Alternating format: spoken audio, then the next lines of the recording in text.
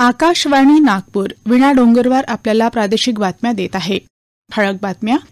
राज्यभरातल्या 2359 ग्रामपंचायतींसह 130 सरपंच पदांसाठीच्या काल झालेल्या निवडणुकीची मतमोजणी सुरू. नागपूर जिल्ह्यात 140 ग्रामपंचायतींपैकी भाजपानं 114 जागा जिंकल्या. निकालाबद्दल समाधानी असल्याची भाजपा प्रदेशाध्यक्ष चंद्रशेखर बावनकुळे यांची प्रतिक्रिया. ग्रामपंचायत निवडणुकीत काँग्रेस 721 तर महाविकास आघाडी 1312 जागांवर विजयासह राज्यात आघाडीवर. काँग्रेस प्रदेशाध्यक्ष नाना पटोले यांचा दावा.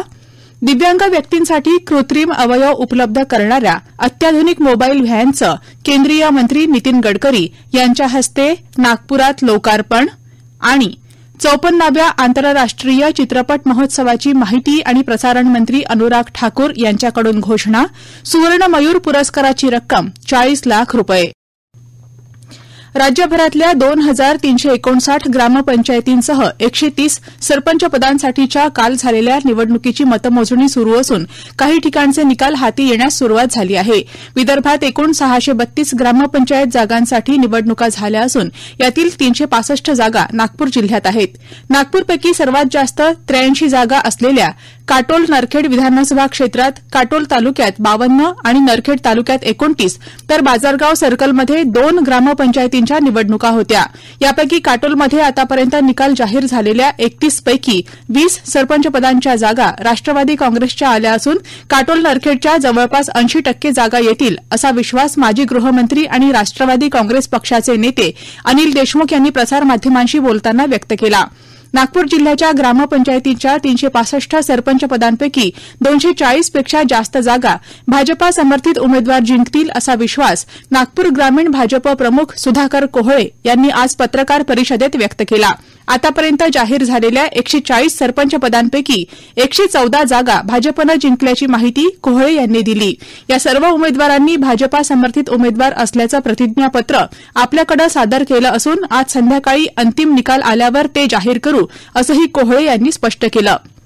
चंद्रपूर जिल्ह्यातील 8 ग्रामपंचायतींच्या निवडणुकीत काँग्रेस पक्षानं बाजी मारली आहे. या 8ही ग्रामपंचायती काँग्रेस आमदारांच्या क्षेत्रात होत्या. राजुरा तालुक्यात शिवसेना ठाकरे गटाला रामपूरमध्ये यश मिळालं तर सास्तीमध्ये भाजपनं सत्ता मिळवली. आर्वी गावात काँग्रेसनं सत्ता राखली. वरोरा तालुक्यातील सालोरी इथं काँग्रेस तर ब्रह्मपुरी तालुक्यातील कहाली इथं अपक्ष उमेदवार निवडून आले. यवतमाळ जिल्ह्यात सर्व 37 ग्रामपंचायतींचे निकाल हाती आले असून यात काँग्रेसनं सर्वाधिक 17 जागी विजय मिळवला तर भाजपनं 9, शिवसेना शिंदे गट 3, शिवसेना ठाकरे गट 2, बीआरएस 2, राष्ट्रवादी काँग्रेस अजित पवार गट 1 तर अपक्षांनी 3 ग्रामपंचायतींमध्ये बाजी मारली आहे. गोंदिया जिल्ह्यामध्ये आमगाव तालुक्यातील जांभूळटोला आणि गोंदिया तालुक्यातील माकडी या 2 ग्रामपंचायतींचे निकाल हाती आले आहेत. माकडी ग्रामपंचायतीवर भाजपानं एकहाती सत्ता मिळवली. 7 पैकी 5 सदस्य भाजपचे निवडून आले आणि 2 जागा काँग्रेसला गेल्या. सरपंचपदी भाजपचे उमेदवार रणजित भालाधरे निवडून आले आहेत. अकोला जिल्ह्यातील 14 ग्रामपंचायतींचे निकाल हाती आले आहेत. यामध्ये तेल्हारा तालुक्यातील बरुखेड इथले सरपंच अविरोध निवडून आले होते तर आज 13 जागांची मतमोजणी पार पडली. यामध्ये प्रकाश आंबेडकर यांच्या वंचित बहुजन आघाडीनं सर्वाधिक जागा मिळवून आपलं वर्चस्व कायम ठेवलं. वंचित बहुजन आघाडीनं 3 जागांवर विजय मिळवला तर काँग्रेस पक्षानं 2 जागा, राष्ट्रवादी काँग्रेस शरद पवार गटानं 2 जागा मिळवल्या. राष्ट्रवादी काँग्रेस अजित पवार गट, भाजप, प्रहार जनशक्ती यांनी प्रत्येकी 1 जागा जिंकली आहे. यंदा प्रथमच प्रहार जनशक्ती पक्षानं अकोला जिल्ह्यात खातं उघडलं. इतर पक्षांनी 4 जागा मिळवल्या आहेत. इथल्या निवडणुकीत शिंदे गट आणि शिवसेना उद्धव बाळासाहेब ठाकरे गट यांना एकही जागा मिळवता आली नाही. गडचिरोली इथं मतमोजणी उद्या होणार आहे. या ग्रामपंचायत निवडणुकीत भाजपाला 1000हून अधिक जागा मिळाल्या असून आम्ही या यशाबद्दल समाधानी आहोत असं भारतीय जनता पक्षाचे प्रदेशाध्यक्ष चंद्रशेखर बावनकुळे यांनी म्हटलं आहे. ते आज नागपुरात वार्ताहर परिषदेत बोलत होते. केंद्र सरकारच्या योजना आणि 15व्या वित्त आयोगाचा निधी आता थेट ग्रामपंचायतींपर्यंत पोहोचत असल्याचा फायदा पक्षाला या निवडणुकीत झाला असल्याचं ते म्हणाले. येत्या विधानसभा आणि लोकसभा निवडणुकीत भाजपा 2/3हून अधिक जागा जिंकेल असा विश्वास त्यांनी व्यक्त केला. राज्यातील ग्रामपंचायतींच्या निवडणुकीची मतमोजणी आज पार पडली. या निवडणुकीत काँग्रेस पक्षानं आतापर्यंत 589 ग्रामपंचायतींवर विजयी झेंडा फडकवला आहे, तर 132 ग्रामपंचायतीत काँग्रेस विचारांच्या स्थानिक आघाडीनं विजय मिळवत एकूण 721 ग्रामपंचायती जिंकल्या आहेत. महाविकास आघाडीनं एकूण 1312 ग्रामपंचायतीत विजय मिळवत राज्यात आघाडी घेतली आहे. भाजपानं केलेले दावे साफ खोटे असून भाजपनं स्थानिक स्वराज्य संस्थेच्या निवडणुका घ्याव्यात असं आव्हान महाराष्ट्र प्रदेश काँग्रेस कमिटीचे अध्यक्ष नाना पटोले यांनी दिलं आहे. अलुरी सीतारामा राजू हे एक भारतीय स्वातंत्र्यसैनिक आणि क्रांतिकारक होते, ज्यांनी भारतातील ब्रिटिश वसाहत नियमाविरुद्ध सशस्त्र मोहीम राबवली.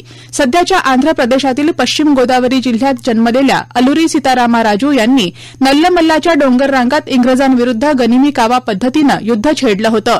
1882च्या मद्रास फॉरेस्ट कायद्याच्या उत्तरात त्यांनी हा लढा दिला होता. हा कायदा जंगलात आदिवासींच्या मुक्त रहिवासाला प्रतिबंधित करणारा होता, ज्यामुळे आदिवासींच्या जगण्याचा प्रश्न ऐरणीवर आला होता. असहकार चळवळीच्या पार्श्वभूमीवर ब्रिटिश वसाहतीच्या विरुद्ध रामपा उठाव झाला, ज्यात अलुरी सीतारामा राजूंची मुख्य भूमिका होती. अनेकदा इंग्रजांशी झुंज देऊन सुद्धा इंग्रज अलुरी यांना पकडू शकले नाहीत आणि शेवटी 7 मे 1924 रोजी गोदावरीत स्नान करताना धोक्यानं त्यांना पकडून ठार मारण्यात आलं. स्वातंत्र्य आणि लोककल्याणासाठीच्या त्यांच्या समर्पणामुळे आजही या भागातील लोक त्यांना त्यांचे तारणहार आणि देवता म्हणून आठवतात. माहिती आयुक्त हिरालाल समारिया यांनी आज मुख्य माहिती आयुक्त म्हणून शपथ घेतली. राष्ट्रपती द्रौपदी मुर्मू यांनी राष्ट्रपती भवनात त्यांना शपथ देववली. समारिया हे केंद्रीय माहिती आयोगात माहिती आयुक्त म्हणून कार्यरत होते. या प्रादेशिक बातम्या आपण आकाशवाणीच्या नागपूर केंद्रावरून ऐकत आहात.